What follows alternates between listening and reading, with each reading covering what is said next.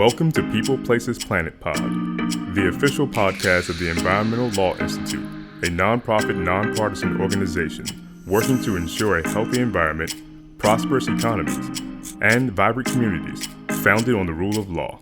Hi, this is Ozzy Akpan. I'm part of ELI's Innovation Lab, and we have our next episode of Conversation with Environmental Disruptors. And I'm really happy to have here with me Fidan Karimova, who is the founder of Global Water Girls. And we actually met each other a couple months ago at a really fun Our Ocean Youth Leadership Summit in Bali. So welcome. I'm glad to have you in the same room with me. Now Thanks we're both for having in DC. me here. Yay. Nice to see you again.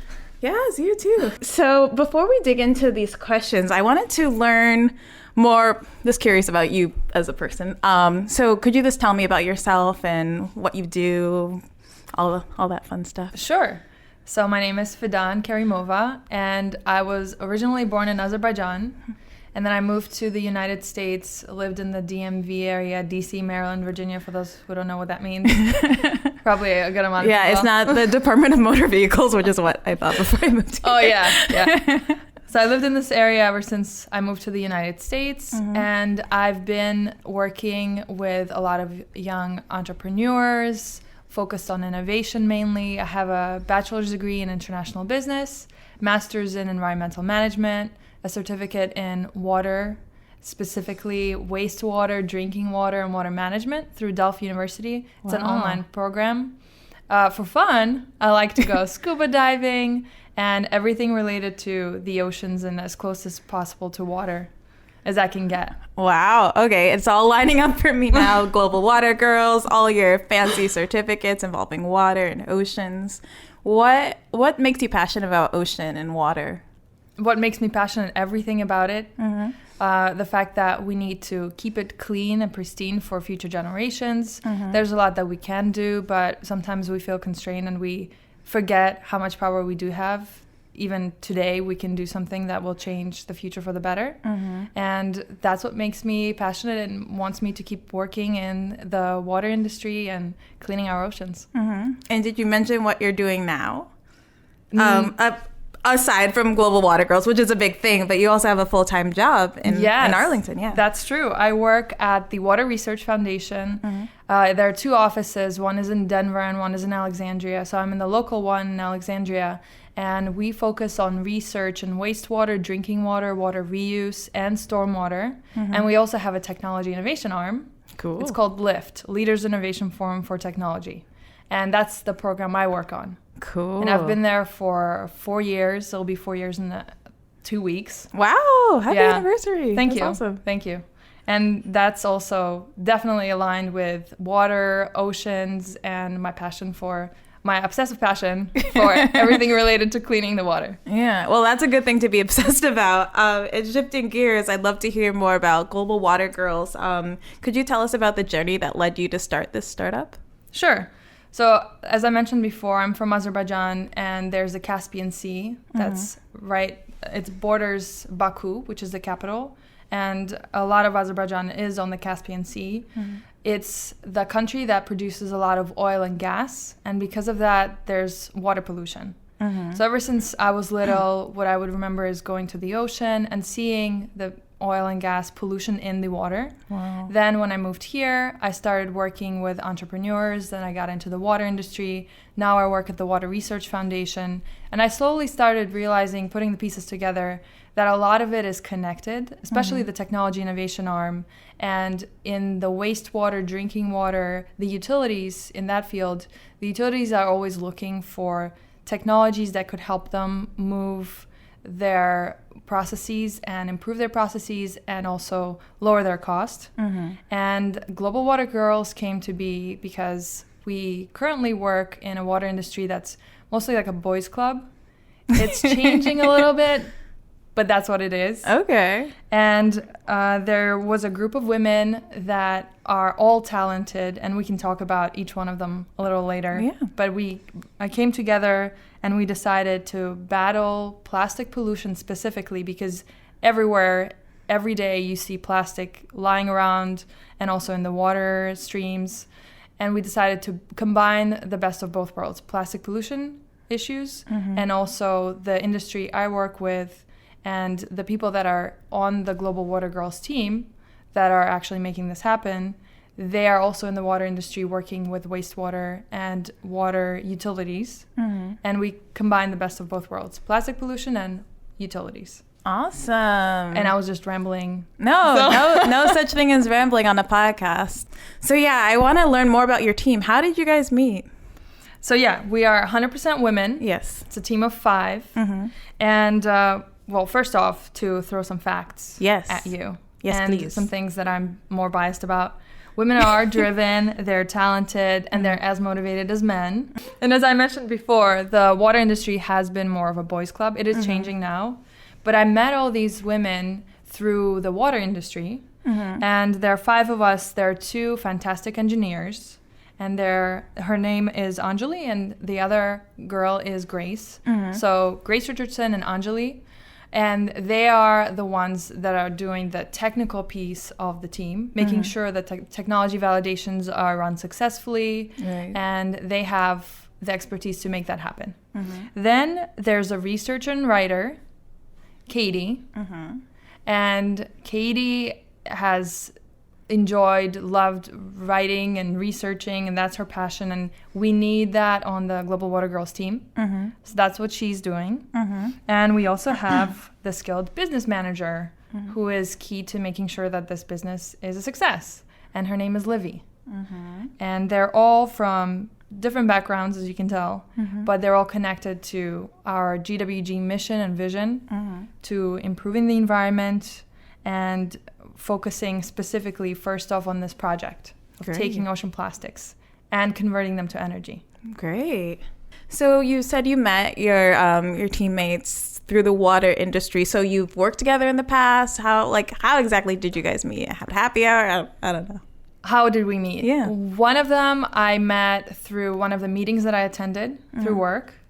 The other one worked with me at the Water Research Foundation, actually. She moved now to the U.S. Water Alliance, and she'll be going to San Francisco, which is very sad, but it's great for her. Yeah.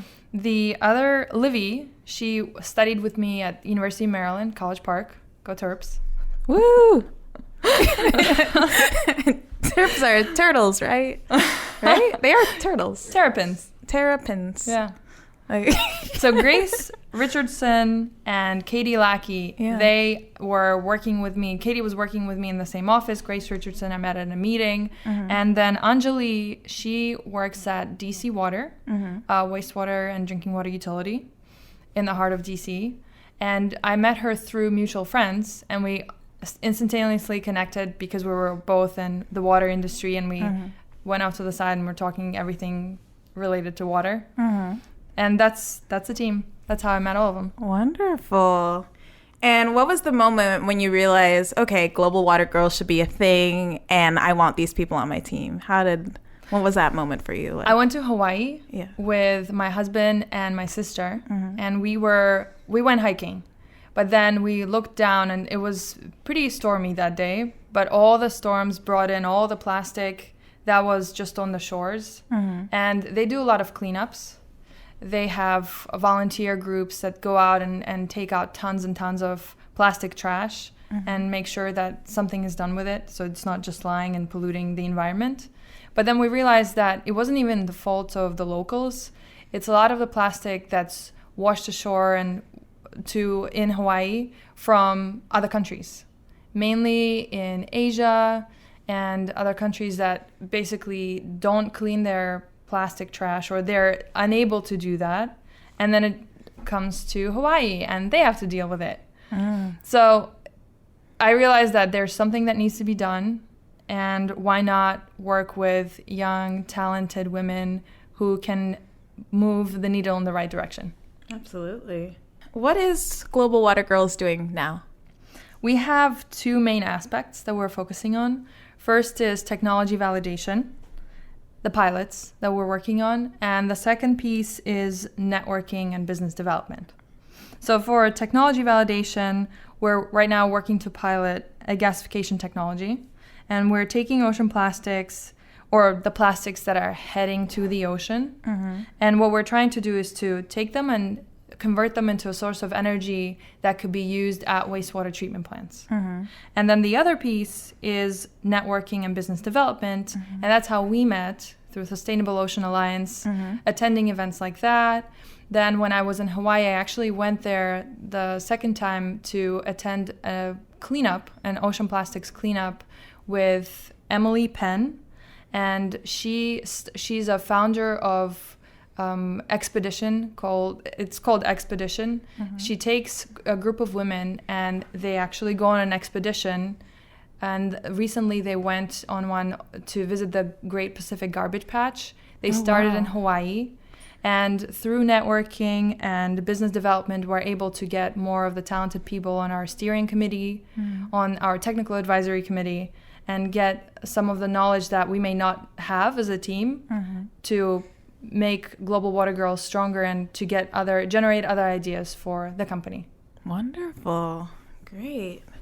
And could you tell us about how this gasification technology works in very layman's terms? Sure. Thank sure. you. You have the feedstock, which is the trash, and mainly for our purposes, it's plastic. Then you have the trash that goes through this gasification technology, and it is heated at very high temperatures, and the end result is energy, gas that could be used as energy. And if it's placed at a wastewater treatment plant, that energy can be used to power up a wastewater treatment plant. Instead of finding a virgin source of energy, you already have plastics that would either be going into a landfill or polluting our oceans. Right. So that's the simplest way to describe it. Absolutely. And I want to bring up that in our previous conversation, I think I asked you about the type of plastic you're using. You're not targeting the type of plastic that can be easily recycled and reused. You're targeting the very unrecyclable types of plastics and putting them through this, right? That's right. Yeah. Okay. There are a lot of plastics, like the water bottles. Yeah. They're easily recycled. Right. And more of the power to the people that actually do that. Right. And they turn them into running shoes, they turn them into swimming gear, and that's great. But there's also, we have to realize that there are plastics that cannot be recycled, right, and they end up going into landfills. Right. And the more that we fill up those landfills and create new ones and fill those up, eventually we're going to be living in a world full of landfills, which is not really environmentally friendly, or we wouldn't want to live on a planet like that. Right. So we're tackling plastics that are not as easy to recycle or impossible to recycle. Right. I'm imagining, have you seen the movie WALL-E by any chance? Yeah. Like that desolate trash and they're just like making buildings out of trash. It's horrible. So you are avoiding that future. Thank you for that. Well, hopefully we will never get there. Oh, yeah. And eventually there'll be a way to even recycle the very hard to recycle plastics. Right. But for the time being, we're trying to fill the gap. Yeah, absolutely. And do you have a specific interest in targeting ocean plastic that is already in the ocean?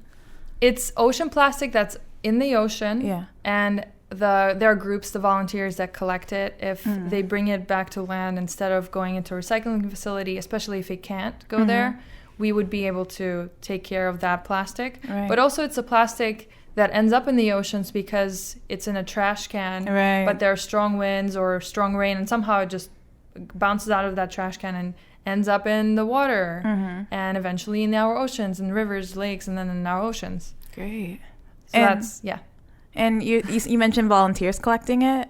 Yeah, there are groups of volunteers all over the United States, all around the world, that just get together out of the goodness of their heart and they host these cleanups. And we would be working with groups like that. We would also eventually be working with recycling facilities that also separate the types of plastics. And the plastics that are hard to recycle, we'll raise our hand and say, we would take that from you. Actually, that's a really smart partnership. Do you just happen to know what recycling facilities do with unrecyclable plastic? They just throw it away, right? Like, or do they? Yeah, what's the network like for that? You know, to be honest, I know of just a few, and of the ones that I do know, it's a recycling facility that they actually gasify it. Oh, they do? Yeah, they incinerate it. So that's one. And then for others, I'm not sure what they do, but I would assume that a good portion of it, especially one that cannot be recycled, it goes into landfills. Right. So you can't really, sometimes you just can't avoid landfills. Right. Unfortunately. Well, hopefully we can with you and in the future. That's the future I'm hoping for, at least. So the gasification technology, basically, like I mentioned before, is a closed loop incinerator, meaning that there's no like energy loss, no emissions from the process. Could you talk about, even with that, I imagine some environmentalists will be like, hey, this is still burning waste, which is usually not a good thing, especially in open spaces where it contributes to air pollution and stuff like that. Could you talk about why this is still a beneficial alternative? Sure. So as an environmentalist, I'm obviously concerned also about the waste and the potential harmful effects that it could have, the gasification process could have. But at the same time, if you think about it, the benefits are more than the negative, the potential drawbacks. The reason being is, again, you're not tapping into virgin energy sources. Right. That's one. The plastics would be going into the landfills regardless, especially the ones that cannot be recycled. So why not divert that process and use them in this situation through this type of project? And at the end of the day, it's just a win-win. And it could be that I'm biased and I'm working for GWG and we're trying to push this project. But it's better than not doing anything and letting the plastics go into the landfill and letting them leach all the chemicals that they have. Right, absolutely. Okay. And with Global Water Girls, what are some of the biggest challenges that you're facing right now? Good question. So right now we're trying to get initial funding to pilot this project with the gasification technology, the ocean plastics. The water industry is traditionally very risk averse. In order to get any type of pilot project, technology validation, technology innovation through, you really need to prove that it works. But you can't really prove that it works unless you do it. Right. It eventually turns into a loop, a catch-22, where you need to prove it, but you can't. But then you need to show them that the data is there, and it just feeds into itself. Right. So in order to avoid that, we are trying to push this project forward and make it as with as little funding as possible. But that's currently the biggest obstacle. And also some more facts. Large technology installations such as this one have very high upfront costs. So that's another deterrent for the wastewater treatment plants and anyone else who is thinking about taking this on as a project. So that in itself makes sense. Right. But if you look at the bigger picture, there are startups, only 16% of the entrepreneurs are 35 years old and under. Then the 10% of the venture-backed companies only 10% are female founders. Wow. And basically all this shows you that we are really swimming up against the current. Right. A pretty strong current. Yes. And those are all of the biggest obstacles, 3-4 biggest obstacles. But at the end of the day, if we succeed, if we actually end up swimming and getting to our final destination, we will show that the water industry is open-minded and women entrepreneurs are able to succeed. And also this will open up the doors for next generations that have great ideas and would like to implement them in the water industry.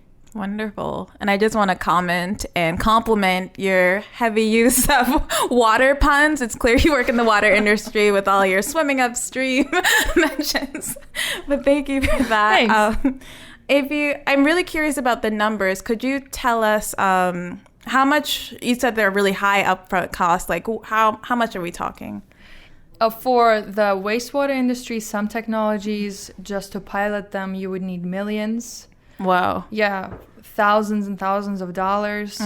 And that's why we would like to see if there are technologies and focus on technologies that are smaller scale and are more manageable, because our end goal is to work with coastal areas and to help first take care of this ocean plastic situation and the ocean plastic issue. And that's why we can't have projects that are in million, maybe later on, but right off the bat, we wouldn't be able to do that. Right. So what would the money go towards? It would be towards installing and implementing the technology in the plants, the waste and water treatment plants? It would go towards technology validation. That's Okay. what we would do to help prove or show that this technology does work the way that they claim it works. And if we do that, that's basically step one to showing that the data is there. That's what the end users, which are the utilities, they would like to see that. Right. And if we do that with the technology validation, they're more likely to install it or even pilot it at that point. Great. So the majority of the money would go to that. It would go into the costs of the GWG team traveling to an X location to pilot it, to work with the team, to write the report, do data and analytics, to actually take all that information and convert it into a readable, digestible document. Cool. Could you describe more what technology validation involves exactly? Because when you're talking about that, I automatically assumed it was the pilot, but it comes before the pilot. So could you break that down a little bit? Technology validation comes with the pilot. It's done along with a pilot. So the pilot tests the technology, and the validation of it is through the whole process. So we work with the technology providers, we work with the utilities, with the end users that will be using that technology to get the data, to see those numbers, and at the end of the day to determine whether or not it works the way that it should. And the good part about our team is that we have a fantastic technology advisory committee that has years and years of experience in this field. So it would not just be the Global Water Girls saying yes or no to a technology. It would come with expertise from the field, people that know what they're talking about, especially related to gasification technologies, and they will be guiding us to the proper document and report that will highlight the technology validation. Okay, cool. That was a lot of... No, thank you. That's really helpful. And what is the next step for Global Water Girls? Once we have a proof of concept from our first pilot, we will test and validate several other technologies, mainly to build this portfolio of gasification options that are cost effective and they're able to work in different geographic regions. And then we'll be testing them also in different geographic regions. Cool. And do you have any regions in mind at this point? We're focusing on coastal areas, nothing concrete, but coastal areas, that has to be the main point. Yeah, absolutely. That has to be the main thing. You're right. And what is your long-term pie-in-the-sky dream aspirations for Global Water Girls? So we would be on a mission to solve the most pressing global water challenges. And through this project, we'll be expanding internationally, validating technologies in coastal areas around the world. But the bigger picture would be to start off with this project, right, and then to bring other unlikely partners together, to connect technologies, utilities, and then end users that need those technologies the most. Yeah. That's how I came up with the Water Tracker app. Yeah. And the app, what it does is you input your information for how long of a shower you took that day, how much coffee you had, how many glasses of beer or wine, or how much water you drank that day, how far did you drive, and all of that converts into gallons of water that you use that day. So it keeps you aware of your water intake, and it makes you more aware of your water footprint. Cool. And it also considers non-obvious water sources like jeans and stuff, shopping, right? Yeah, even in your clothing. In order to make that pair of jeans, you need a lot of water. Yeah, I wouldn't have thought about that. That's really, really cool. And where can people find this app? They can find it in the Google Store as well as the Apple Store.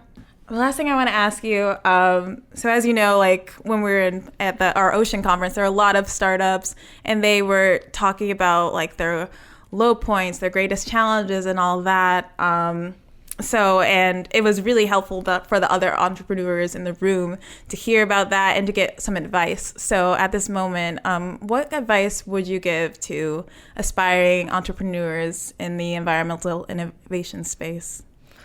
The biggest advice I would give is to do research, to really research and identify your market, and to reach out to people that are working on similar types of problems and have come up with solutions that are similar to what you're working on, because there's strength in numbers. And also, sometimes you don't have the best answers, the most correct answer. And it's good to talk to others and bounce your ideas off of them, and also get new ideas that you maybe haven't thought of, new ways of looking at a situation, at a problem. Great. Well, thank you so much for joining us today. I guess I'm the only one who's actually talking to you. Thank you so much for joining me today with this conversation. It's great to reconnect in person in DC. Same here. Wonderful. Yeah. It's great to have ELI as a great platform for connecting with people that are like-minded and are looking forward to a successful, more thriving future. Yes. So thanks for having us. Thank you for tuning in to People, Places, Planet Pod, brought to you by the Environmental Law Institute. We would like to hear from you, so please send us your questions, comments, and ideas to podcast@eli.org. And if you're interested in learning more about our work, attending one of our events, reading our publications, or becoming a member, please visit our website at www.eli.org.